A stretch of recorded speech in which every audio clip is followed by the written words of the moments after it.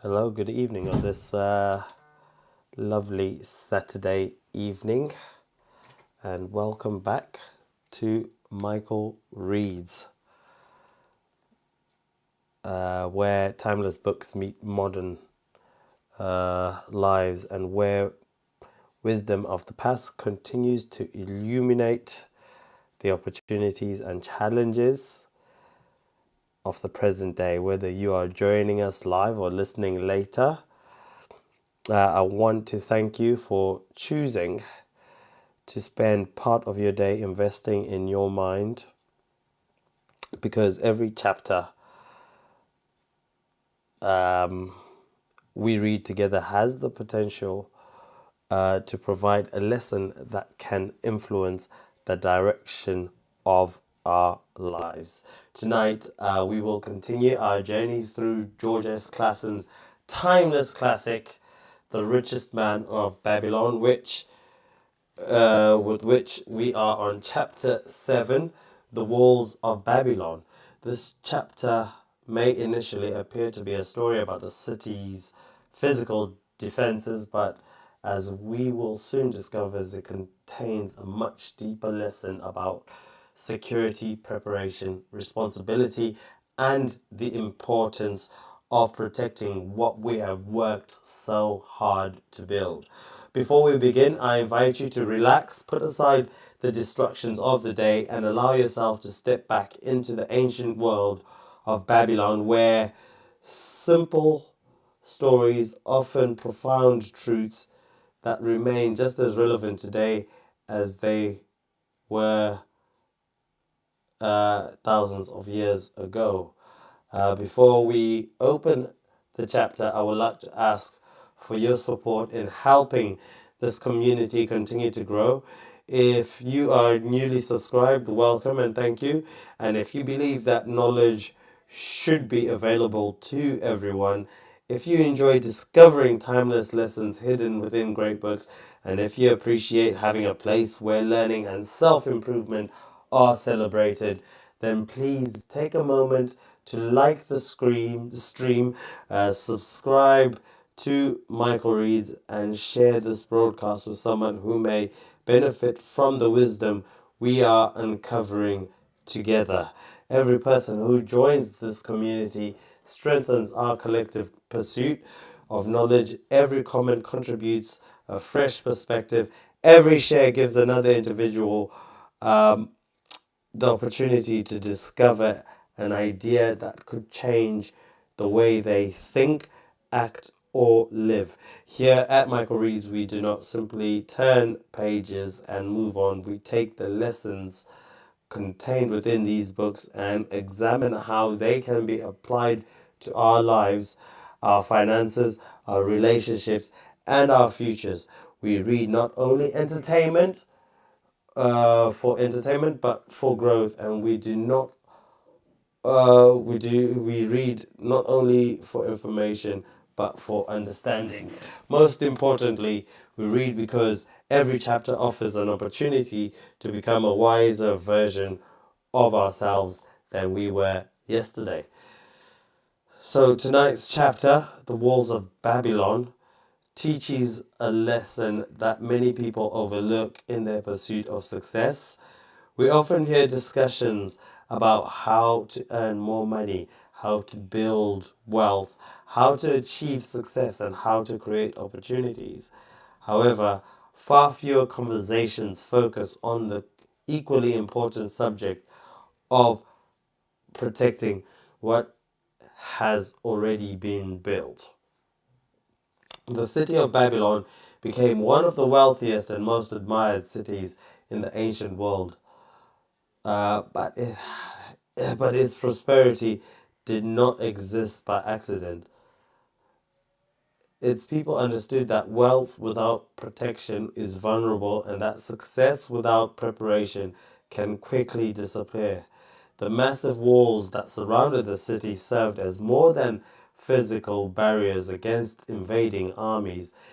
They represented foresight, responsibility, and the understanding that valuable things require protection if they are to endure. As we listen to this chapter, I encourage you to think beyond the story itself. Consider the walls that exist within your own life. What safeguards have you put in place to protect your finances, your family, your health, your ambitions, and your future? Have you built strong foundations capable of withstanding unexpected challenges? Or are there areas in your life that remain exposed to risks you have yet to address? These are the questions that sit at the hearts of tonight's lesson, and they are just as relevant today in as they were in the days of ancient Babylon. With that introduction, let us now return to the ancient city whose wisdom has guided generations of readers. Open your minds to the lessons contained within its walls as we continue our journey through the richest man in Babylon. Tonight's chapter is chapter 7, The Walls of Babylon. Old Banzar, grim warrior of another day, stood guard at the passageway leading to the top of the ancient walls of Babylon. Up above, valiant defenders were battling to hold the walls. The future existence of this great city depended on them along with its hundreds of thousands of citizens. Over the walls came the roar of the attacking armies, the yelling of men, the trampling of thousands of horses, the deafening boom of the battering rams pounding the bronze gates. In the street behind the gate lounged the spearmen, waiting to defend the entrance if the gates were to give way. There were only a few men left. The main armies of Babylon were with the king, far away in the east on the great expedition against the Elamites. No attack on the city had been anticipated during their absence, so the defending forces were small. Unexpectedly, from the north bore down the mighty armies of the Assyrians, and now the walls must hold, or Babylon was doomed. Banzar was around great crowds of cities, white-faced and terrified, eagerly wanting news of the battle. With hushed awe, they watched the stream of wounded and dead being carried or helped out of the passageway. There was the crucial point of attack. After 3 days of circling around the city, the enemy had suddenly thrown its great strength against this section of this gate. The defenders from the top of the wall fought off the climbing platforms and the scaling ladders of the attackers with arrows, burning oil, and, if any reached the tops, spears. Thousands of the enemy's archers poured a deadly barrage of arrows against the defenders. Old Banzar had the best position for news. He was the closest to the conflict and the first to hear of each fresh repulse of the frenzied attackers. An elderly merchant crowded close to him, his palsied hands quivering. Tell me, he pleaded. They cannot get on. My sons are with the king. There is no one to protect my old wife. They will steal all my goods. They will leave us with no food. We are old, too old to defend ourselves, too old to be slaves. We will starve. We will die. Tell me they can't get in. Calm yourself, good merchant, the guard responded. The walls of Babylon are strong. Go back to the marketplace and tell your wife that the walls will protect you and all your possessions as safely as they protect the rich treasures of the king. Keep close to the walls so the arrows that are flying over don't hit you. A woman with a baby in her arms took the old man's place as he left. Sergeant, What news do you have from the top? Tell me the truth so I can reassure my poor husband. He is in bed with a fever from his terrible wounds, but he insists on wearing his armor and his spear to protect me because I am pregnant. He says the vengeful lust of our enemies will be terrible if they should break in. You can be confident, mother. You can be confident, mother now, and mother to be. The walls of Babylon will protect you and your babies. They are high and strong. Don't you hear the yells of our valiant defenders as they empty the cauldrons of burning oil on the lavish scalers? Yes, I do hear that, and also the roar of the battering rams that hammer at our gates. Go back to your husband. Tell him that the gates are strong and will withstand the rams. Also tell him the scalers climb the walls, but all they will get is a spear thrust. Watch your way and hurry behind buildings. Banzer stepped aside to clear the passageway for heavily armed reinforcements as they tramped by with clanking bronze shields and heavy tread. A small girl plucked at his girdle. Tell me, please, soldier, are we safe? She pleaded. I hear the awful noises. I see all the men bleeding. I am so frightened. What will become of my family, of my mother, little brother, and the baby? The grim old soldier blinked his eyes and thrust his chin forward as he observed the child. Don't be afraid, little one, he reassured her. The walls of Babylon will protect you, your mother, little brother, and the baby. It was built for the safety of people like you by the good Queen Semiramis over 100 years ago. They have never been broken through. Go back and tell your mother and little brother and the baby that the wall of Babylon will protect them and they don't need to fear. Day after day, old Banzar stood at his post and watched the reinforcements file up the passageway, there to stay and fight until wounded or dead they came down once more. Around him, unceasingly crowded around frightened citizens eagerly wanting to learn if the walls would hold. To all of them he gave his answer with the fine dignity of an old soldier. The walls of Babylon will protect you. The attack waged on for 3 weeks and 5 days with scarcely ceasing violence. Banzar's jaw set harder and grimmer as the passage behind, wet with the blood of many wounded, as was churned into mud by the never-ceasing streams of men passing up and staggering down. Each day the slaughtered attackers were piled up in heaps by the wall. Each night they were carried back and buried by their comrades. On the fifth night of the fourth week, the racket was subsiding. The first streaks of daylight illuminating the plains showed great clouds of dust that was raised by the retreating armies. A mighty shout went up from the defenders. There was no mistaking what it meant. It was repeated by the waiting troops behind the walls. It was echoed by the citizens of the streets. It swept over the city with the violence of a storm. People rushed from the houses. The streets were jammed with a throbbing mob. The pent-up fear from weeks of terror found an outlet in the wild chorus of joy.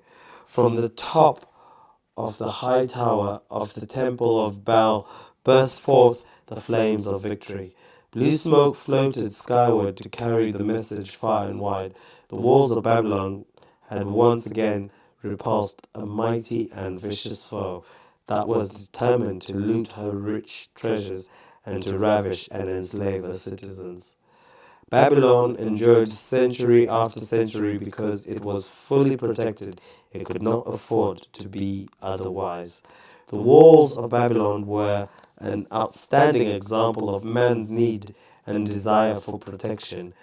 This desire is inherent in the human race. It is just as strong today as it ever was, but we have developed broader and better plans to accomplish the same purpose. In this day, behind the impregnable walls of insurance, savings accounts, and dependable investments, we can guard ourselves against the unexpected tragedies that might enter any door and seat themselves before any fireside. We cannot afford to be without adequate protection.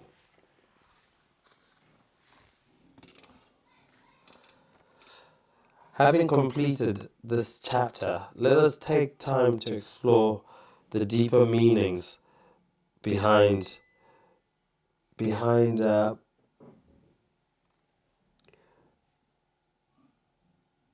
behind the story and examine how these lessons can be applied to our own lives.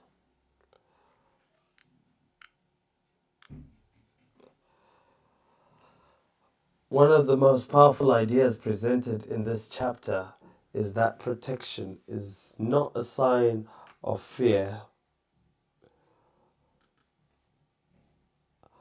it is a sign of wisdom. The walls of Babylon were not built because the people